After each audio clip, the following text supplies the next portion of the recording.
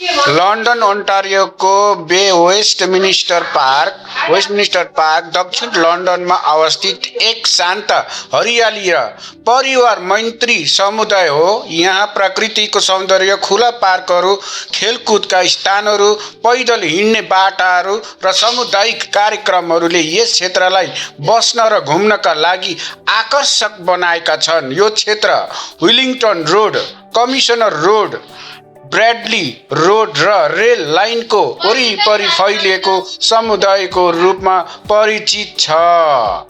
Westminster पार्कको सबैभन्दा ठूलो आकर्षण भनेको यसको हरियाली वातावरण हो। यहाँका पार्क, खुला मैदान, बालबालिकाका खेल्ने स्थान र पैदल हिँड्ने बाटाहरूले परिवार, ज्येष्ठ नागरिक र व्यायाम प्रेमी सबैलाई आनन्द दिन्छन्।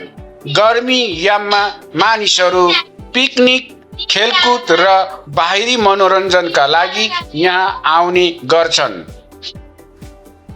यस समुदायको केन्द्रमा रहेको वेस्टमिनिस्टर पोन्ड अप्टिमिस्ट क्लबले विभिन्न सामुदायिक कार्यक्रम, बालबालिकाका गतिविधि, युवा कार्यक्रम र परिवारलाई जोड्ने सामाजिक कार्यक्रम सञ्चालन गर्छ।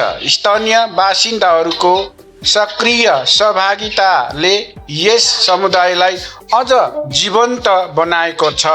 साथै वेस्टमिनिस्टर पोन्ड अथवा पार्क समुदायलाई सहयोग गर्न neighbourhood resource association of Westminster park NRAWP ले सन् 2004 देखि विभिन्न सामाजिक तथा शैक्षिक कार्यक्रममा सञ्चालन गर्दै आएको छ।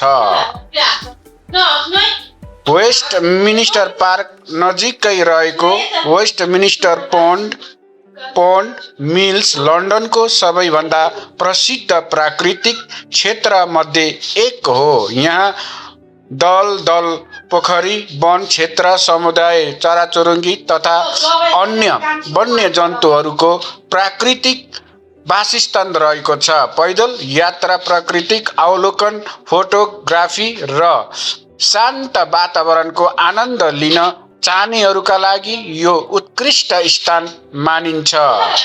यस क्षेत्रमा विद्यालय, सार्वजनिक यातायात, किनमेल केन्द्र, रेस्टुरेन्ट, स्वास्थ्य सेवा र दैनिक जीवनका आवश्यकता सुविधाहरू सहज रूपमा उपलब्ध छन्। त्यसैले नयाँ आप्रवासी, विद्यार्थी र परिवारहरूका लागि पनि यो बस्न उपयुक्त समुदाय मानिन्छ।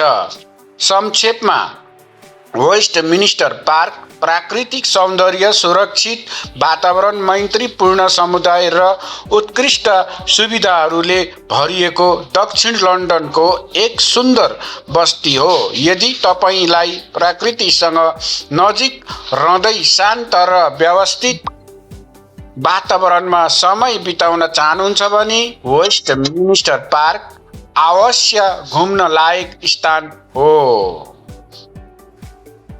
र तपाईहरू यो पार्कमा आएर मजाले घुमफिर गर्न सक्नुहुन्छ। र साथै तपाईहरुले मेरो च्यानललाई पनि लाइक, कमेन्ट, शेयर, सब्स्क्राइब गर्न नभुल्नुहोला। धन्यवाद।